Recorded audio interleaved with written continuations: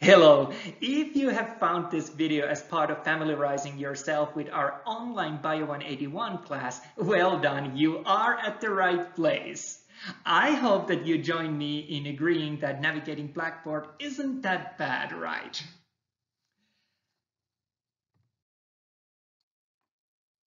I know that many of us were in a new situation last spring when the courses that we were traditionally offering in a face-to-face format were transferred fully online in a fairly rapid pace.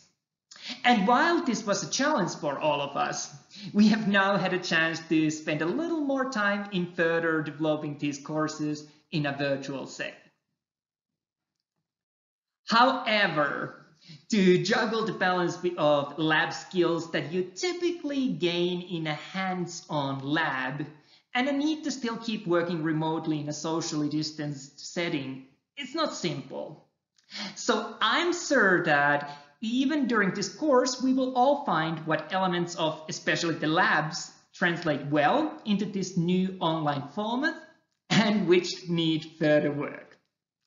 So just as I am committed to helping you through this unexpected twist of taking a very hands-on introductory bio class in an online format, just as much I need your help in just being open to give some of these labs a go, although we may still need to be looking for ways to translate them to online.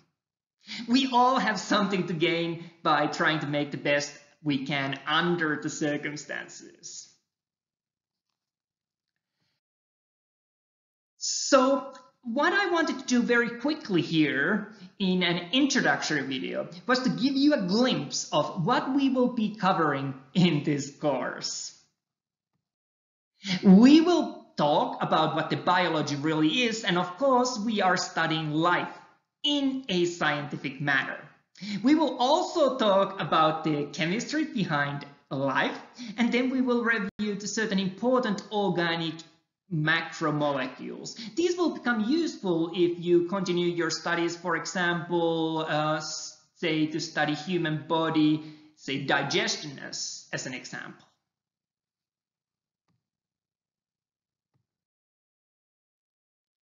The second bigger group of concepts that we cover in this course are cells and the cell organelles that make up these cells. And it is not just recognizing and naming them that we want to do. In fact, a lot of our considerations are going to be about functioning of the cell.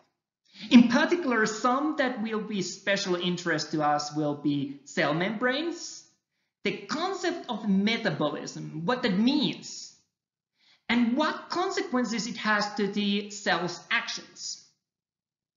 We also talk about photosynthesis and cellular respiration almost as opposite actions. And one more topic that we will look at in more detail is going to be the cell-to-cell communication. The final group of concepts that we will look at are going to be all about DNA. So we start by talking about cell division, and not just how a single cell physically becomes two, but also quite importantly, what happens to the genetic material there. We also look back at the Gregor Mendel's significant contributions in our understanding of the basic inheritance patterns, as well as how the modern approaches have added to this understanding.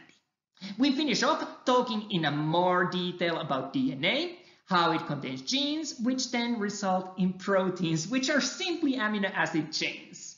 And these are what makes much happen on a cell level. And I'm sure that there will be times when you might want to get hold of me. Remember, if you have a question, it is very likely that in a class of this size, at least 2 or 3 others have thought about the same, but were just too shy to ask.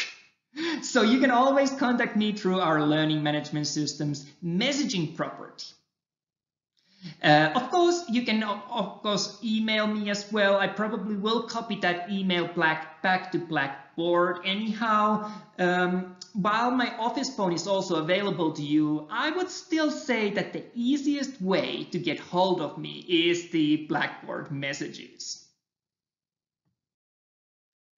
One thing that I thought that would be quite nice to do before I wrap up this video would be to give a very brief introduction to my background so that you know why I am so excited to teach this course. One of my first grown-up degrees and careers in the field was in the field of conservation restoration. So basically fixing and protecting the survival of old objects, like museum exhibits. This took me to work on some findings from and at archaeological sites. So it is an archaeologist that recovers these objects from the excavation site, but after that, the responsibility for the survival of those moves to my people, conservators. Well, pretty soon after, I worked more on objects that were attached to human remains, like crosses and leather belts, jewelry, and so on. And soon enough, also on human remains themselves. From that, I soon realized that it would be handy if I could somehow be able to look inside of a lot of these packets that where the remains were in. Say, for example, you cannot really unwrap a mummy just to have a peek inside and then put it back together. It just isn't the same anymore. So I got pretty interested in medical imaging. And this then took me to more clinical medical research, and after teaching in an ultrasound school for a while, I ended up here teaching our classes.